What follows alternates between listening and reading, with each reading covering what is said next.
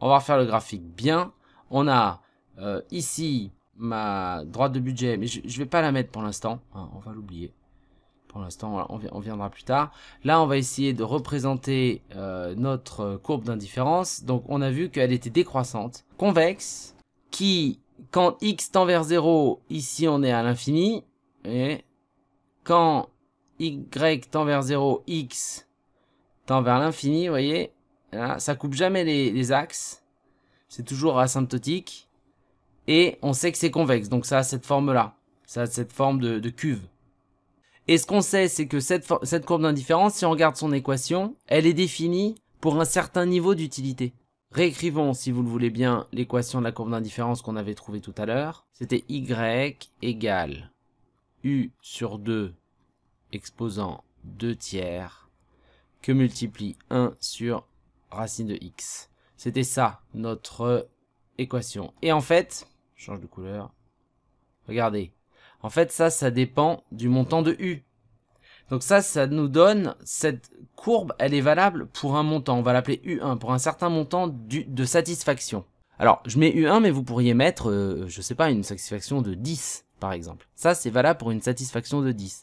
Évidemment, si la satisfaction est autre, si elle est plus grande, par exemple, eh ben, on utilise cette équation pour représenter une courbe qui sera un petit peu plus haut. Je sais pas moi, imaginez U2 qui est une utilité, une satisfaction plus grande que U1.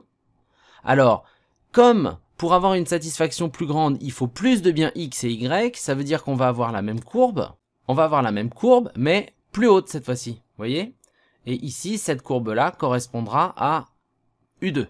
Donc, plus la courbe d'indifférence est haute, résultat des courses, plus l'individu est heureux. Alors, qu'est-ce que ça veut dire que cette courbe d'indifférence? Parce qu'on n'a toujours pas expliqué ce que c'était que cette courbe d'indifférence. Eh bien, on voit que c'est une courbe qui me donne tous les paniers de biens. Ça me donne tous les paniers de biens, donc toutes les combinaisons entre X des pizzas et Y des verres de soda qui mènent à la même utilité U1 ou U2. Tous les points là-dessus, vous voyez, tous les points là-dessus, si je prends un point ici, on va appeler le point A. Vous voyez, tous les points, ce point A, qui correspond à une certaine quantité de pizza XA et une certaine quantité de verre de soda YA, eh bien, ça mène à l'utilité U2. Ce point-là B, qui correspond à certains biens XB, donc certaines quantités de pizza et certaines quantités de verre de soda YB, mène à une utilité U2. Tous les paniers de biens donc qui mènent à la même utilité. Donc, c'est pour ça qu'on appelle ça une courbe d'indifférence. Parce que, en fait, A et B mènent à l'utilité U2, la même utilité. Donc, si, je le redis autrement, l'individu est indifférent entre A et B.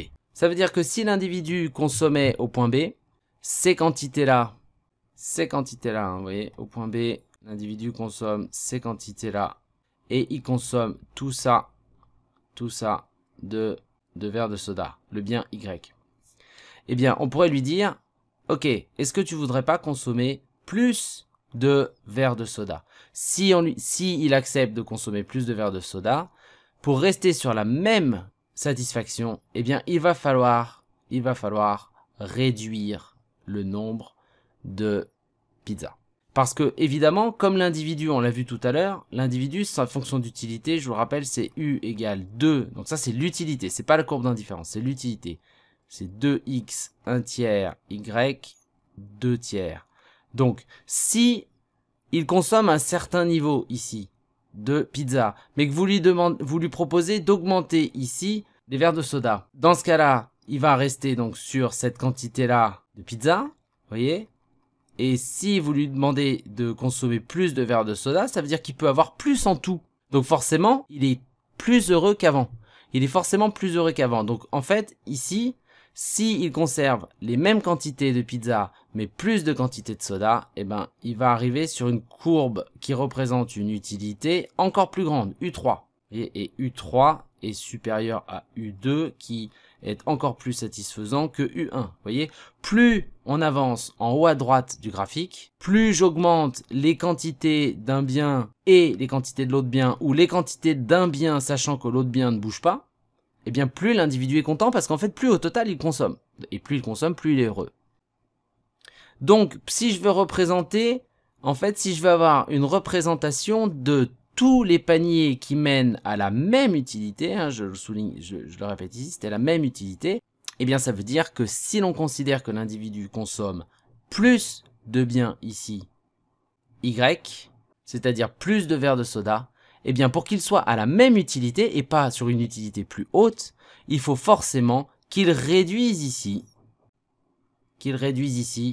les quantités de pizza, les quantités de biens X. Je reviens à un graphique un peu plus simple. On revient ici à une courbe d'indifférence qui mène à l'utilité, à un certain niveau d'utilité, U1. Bien, donc regardez, je répète, ici je consomme X1 de, ça c'est une certaine quantité de pizza, et ça c'est une certaine quantité de verre de soda. Bon, eh bien, ça veut dire que pour accepter de réduire sa consommation de pizza à X2, s'il accepte, c'est forcément qu'il ne perd pas. D'accord? Donc, s'il accepte, c'est qu'il ne perd pas. Pour ne pas perdre en satisfaction et pour accepter de réduire sa consommation de pizza de X1 à X2, eh bien, il faut qu'on le compense. C'est une autre manière de le dire que tout à l'heure.